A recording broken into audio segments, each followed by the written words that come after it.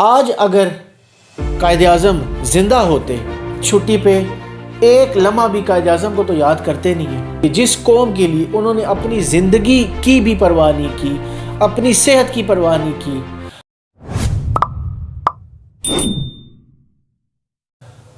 آج اگر قائد اعظم زندہ ہوتے تو سب سے پہلے تو جو 25 دسمبر کی ہم چھٹی کرتے ہیں اس کو ختم کرتے، کیونکہ ہم اس چھٹی پہ ایک لمحہ بھی قائد اعظم کو تو یاد کرتے نہیں ہیں۔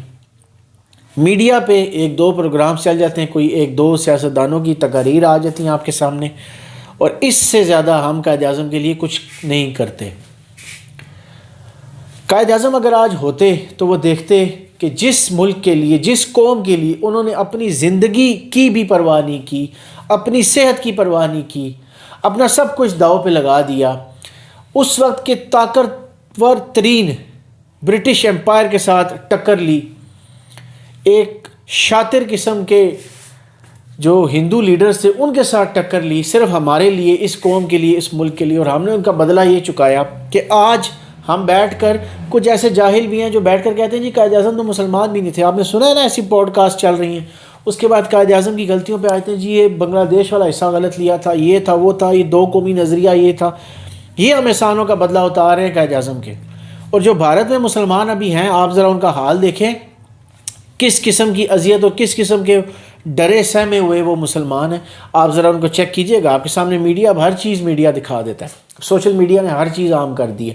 جو جو مسلمانوں پہ وہاں پر ظلم ہوتے ہیں تب آپ کو قائد اعظم کو ایک ایسے سلوٹ مارنا چاہیے۔ ہم قائد اعظم پہ کرٹیسائز کرتے ہیں بیٹھ کے کیونکہ ہم نے 2-3 کتابیں پڑھ لی ہیں کسی انگریز کی، تو ہم تو سمجھتے ہیں یار ہمیں تو بڑی عقل آ گئی۔ یہ وہ پاکستان ہے، یہ وہ قوم ہے جس کے لیے قائد اعظم نے اپنی جان تک کی پرواہ نہیں کی۔ اس قوم نے اس ملک کے لیے کیا کیا؟ ہم میں سے کون ایک بندہ ایسا بتا دے جو اس ملک کو اپنا ملک سمجھتا ہے، آنرشپ لیتا ہے اس ملک کی؟ سرکاری ادارے کیوں نہیں چلتے؟ کوئی آنرشپ لینے والا نہیں ہوتا۔ پرائیویٹ ادارے میں وہی بندہ کام کر رہا تھا کیونکہ اوپر مالک بیٹھا ہوتا ہے، وہ کہتا ہے یار یہ میری کمپنی ہے، میرے پیسے ہیں، تم کام نہیں کرو گے تو میں تمہیں نکال دوں گا۔ یہ اگر آنرشپ ہر بندہ اپنے اس ملک کے لیے لے تو ملک کہاں سے کہاں پہنچ جائے۔ جو ترقی یافتہ قومیں وہ اپنے ملک کو اون کرتی ہیں، ہم اون نہیں کرتے۔ ہم سرکاری کہہ کے اس کو پریاس میں، سرکاری کا مطلب کیا ہے؟ سرکاری کا مطلب ہے ہمارا، سرکار ہماری ہے، سب کچھ ہمارا ہے۔ ہم سرکاری کہہ کے اس کو سائڈ پہ کر دیتے ہیں۔ یہ قائد اعظم کا ویژن تھا۔ قائد اعظم نے، مجھے ایک بات بتائیں، قائد اعظم کو کیا مصیبت پڑی تھی؟ ایک لائق فائق وکیل، ساری زندگی جس کی انگلینڈ میں گزری، انگریزوں کے ساتھ بڑے اچھے تعلقات، اور اس ٹائم تو برٹش امپائر پوری دنیا میں طاقتور ترین امپائر تھی، ان کے ساتھ اچھے تعلقات۔ کیا ضرورت تھی قائد اعظم کو اتنی مشکلیں کاٹنے کی؟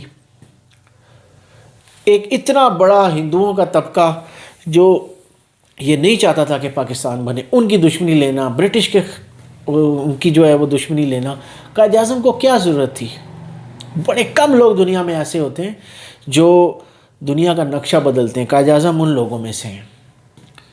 اور اتنے طاقتور ترین ہندو، اتنے تعداد آپ دیکھیں نا ہندوؤں کی، مسلمان تھوڑے سے، برٹش کا راج، ہندوؤں کی ویسی ان کے ساتھ سیٹنگ، ان کے منہ میں سے اپنے لیے ایک مسلمانوں کے لیے ایک الگ ملک نکالنا اتنی بڑی اچیومنٹ ہے کہ آپ کی سوچ ہی نہیں ہے۔ آپ اگر اس سچویشن میں ہوتے تو آپ لوگوں کو پتہ چلتا کہ کیا مشکلات تھیں۔ انگریزوں نے یہاں سے جانا ہی تھا، یہ تو بات کنفرم ہے، لیکن انہوں نے الگ الگ نہیں کر کے جانا تھا، انہوں نے تو جاتے ہوئے گاندھی یا ہندوؤں کے حوالے کر جانی تھی، جی بھی آپ کی آبادی زیادہ ہے، یہ بس ہندوستان آپ کا ہے۔ اس کروشل سچویشن میں سے اپنے لیے الگ سے ملک نکلوانا بہت بڑی اچیومنٹ ہے جس کو ہم بھول چکے ہیں، اور آنرشپ لینے کو کوئی تیار نہیں۔ ایک بندہ اس ملک میں آنرشپ لینے کو تیار نہیں ہے۔ تو قائد اعظم اگر آج ہوتے تو بہت ہی دکھی ہوتے ہیں۔